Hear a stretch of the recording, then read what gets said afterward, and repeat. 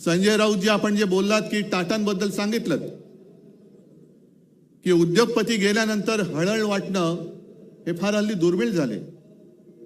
याचं कारण असं आहे की टाटांसारखे उद्योगपती हे अशी विरळे असतात. टाटांनी काय केलं? अनेक गोष्टी त्यांनी दिल्या, पण आपल्या रोजच्या जेवणातली लज्जत वाढवण्यासाठी टाटा नमक दिलं. आणि आत्ताचे जे उद्योगपती आहेत ते अख्खं मिठागर गिळतायत. म्हणून टाटा गेल्याची ह्याचं वाईट वाटतंय आणि मिठागर गिळणारे जात का नाहीत याचं सुद्धा वाईट वाटतंय. जे जायला पाहिजे ते जात नाहीत आणि जे जाऊ नयेत अशी लोक जात आहेत. पण एक गोष्ट मला आवर्जून सांगायला पाहिजे, टाटा साहेबांची आठवण मुद्दामून सांगतो, कारण शिवसेना प्रमुख आपल्यातून गेल्यानंतर तसे गेलेले नाही, तिकडे प्रत्येकाच्या हृदयात शिवसेना प्रमुख आहेतच. पण टाटा साहेब घरी आले होते आमच्या कुटुंबियांची भेट घ्यायला.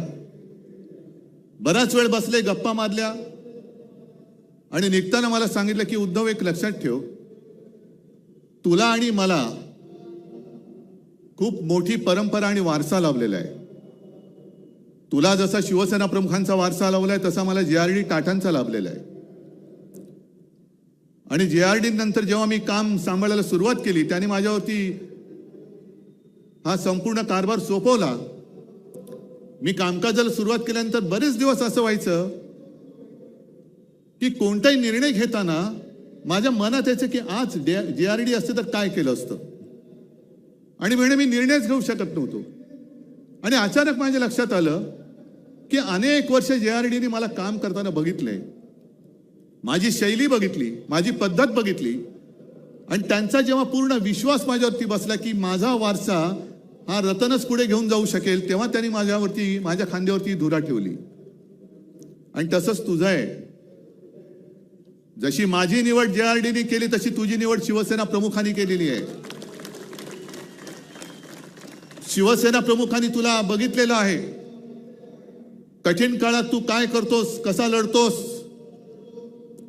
तुझे निर्णय तू कसे घेतोस, हे बघितल्यानंतर जेव्हा त्यांना खात्री पटली की हा माझा वारसा पुढे समर्थपणाने घेऊन जाऊ शकेल, तेव्हाच त्यांनी तुझी निवड केलेली आहे. म्हणून तुला जे ज्या वेळेला योग्य वाटेल तेच तू कर, हेच शिवसेना प्रमुखांना अभिप्रेत आहे आणि तेच मी करतोय. मी कुठेही बाळासाहेबांचा विचार सोडलेला नाही. भाजपला लाथ घातली याचं कारण त्यांचं हिंदुत्व आहे, गोमूत्रधारी बुरसटलेले हिंदुत्व आहे, म्हणून मी त्यांना लाथ घातली.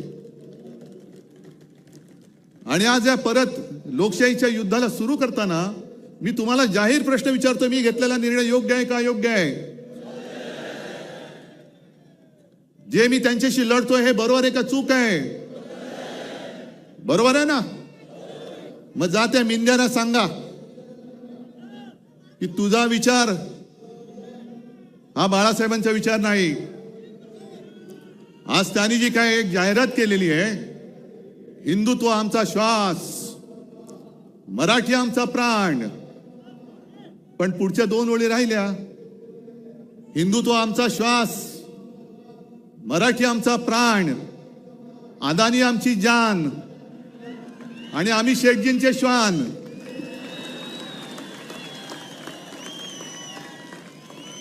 हे शेपूट हलवणारे, मी कुत्र्यांचा अपमान अजिबात करू इच्छित नाही, कारण कालच आपण पाहिलं टाटांचा सुद्धा आवडता कुत्रा, तसा मी सुद्धा कुत्र्यावरती प्रेम करतो. मी श्वानप्रेमी आहे. अर्थात समोर तेजस बसलाय, तो म्हणेल बाबा हे काय बोलतोयस, पण मी लांडगा प्रेमी नाहीये. लांडग्यावरती प्रेम करणारं एवढं औदार्य माझं नाहीये. हे लांडगेत वाघाचं कातड पांघरण्याचा प्रयत्न करतायत, काय काय उघडं पडते त्यांना माहिती नाहीये,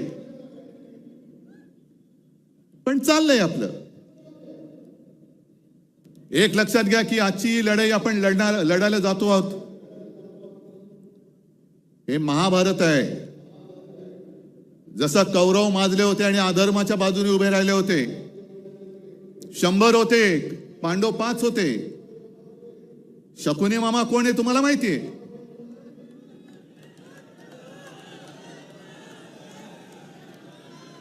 पण कौरवांची जी मस्ती होती की तुम्हाला आम्ही सुईच्या अग्रावर मावेल एवढी सुद्धा जमीन देणार नाही, तीच वृत्ती या भाजपची आहे. या देशात दुसरा कोणताही पक्ष शिल्लक राहता कामा नये, फक्त आणि फक्त भाजप राहिला पाहिजे. मग सुईच्या अग्रावर जमीन जरी मावली नाही तरी सुईची अग्र तुमच्या कुठे टोचेल. आणि आता तलवारी आहेत. तुम्ही आम्हाला संपवायला निघालात, किती मस्ती करणार. ज्यांनी तुम्हाला संकट काळामध्ये साथ दिली, मी काल परवाकडे बोललो की पाप आमचं आहे की महाराष्ट्रामध्ये यांना कोणी विचारत नव्हतं, तेव्हा आम्ही यांना खांद्यावरती घेऊन पूर्ण महाराष्ट्र फिरवला. आज सुद्धा आमची इच्छा आहे की भाजपला आम्हाला राजकारणामध्ये खांदा द्यायचा आहे. ही वृत्ती संपवावीच लागेल. मी आणि फक्त मीच, दुसरं कोणी नाही, हे नाही चालणार. पण महाभारत मी एवढ्यासाठी म्हणालो की जशी परिस्थिती अर्जुनाची झाली होती, अरे मी कोणाशी लढू, माझेच सगळे आप्तसोके माझ्या समोर आहेत, शस्त्र घेऊन उभे राहिलेले आहेत. ज्यांना मी घरातलं माझं मानलं, ज्यांना मी मोठं केलं, तीच नालायक माणसं आज माझ्यासमोर माझ्यावरती वार करायला चालून येत आहेत. मी कसा लढू. आणि म्हणून कृष्णाला अर्जुनाला गीता सांगावी लागली की शेवटी आपलं कोणी नसतं. आपल्या समोर जो उभा राहतो तो आपला शत्रू आणि आपल्या सोबत राहतो तो आपला मित्र. शत्रू समोर उभा आहे त्याच्याकडे न बघू नकोस, त्याला पहिला तुला ठेचलाच पाहिजे, ठेचावाच लागेल. आणि हीच शिकवण आम्हाला छत्रपती शिवाजी महाराजांनी दिली. म्हणजे माझे आजोबा प्रबोधनकार जे नेहमी सांगायचे की कृष्णाने गीता सांगितल्या अर्जुनाला, कारण अर्जुन गर्भगळीत झाला, कसा लढू. मग तेव्हा कृष्णाला त्याला बळ द्यावं लागलं आणि मग अर्जुन उभा राहिला. कृष्णाने गीता सांगितल्या अर्जुनाला, पण अंमलात आणली ती आमच्या छत्रपती शिवाजी महाराजांनी. महाराजांच्या सुद्धा अंगावरती सगळे आप्तसोके आले होते, आपलीच लोक आली होती. पण महाराजांनी बघितलं नाही हा कोण आहे. जो स्वराज्यावरती चालून येतो तो माझा शत्रू, त्याला त्याचा शिरच्छेद केलाच पाहिजे.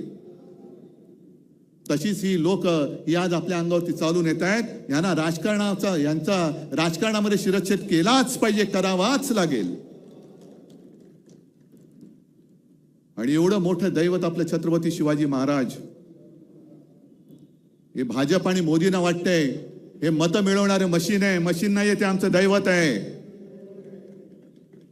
अरे आपण जय श्रीराम बोलतो, पण पुराणामध्ये प्रभू रामचंद्र होऊन गेले. आज सुद्धा आपण दसरा, श्रीरामाने रावणाचा वध केला म्हणून आपण तो पाळतो. किती त्यांनी राक्षस मारले, किती दैत्य मारले. त्यांच्याबरोबर प्रभू रामचंद्राबरोबर वानर सेना होती. आणि आपण त्यांना देव मानतोच, आम्ही जय श्रीराम बोलतोच. पण मग आमचे छत्रपती शिवाजी महाराज कोण होते. फार पूर्वी नाही, छत्रपती शिवाजी महाराजांनी सुद्धा त्यावेळेला जे आले होते स्वराज्यावरती चालून, त्यांचा वध केला नसता तर आपण आज नसतोच. आपलं काय झालं असतं कोणालाच माहिती नाहीये. मग जसे प्रभू रामचंद्रांनी तेव्हा दैत्य मारले, राक्षस मारले, तसेच माझ्या शिवाजी महाराजांनी सुद्धा दैत्यच मारले, राक्षस मारले. अफजल खान सुद्धा राक्षसच होता.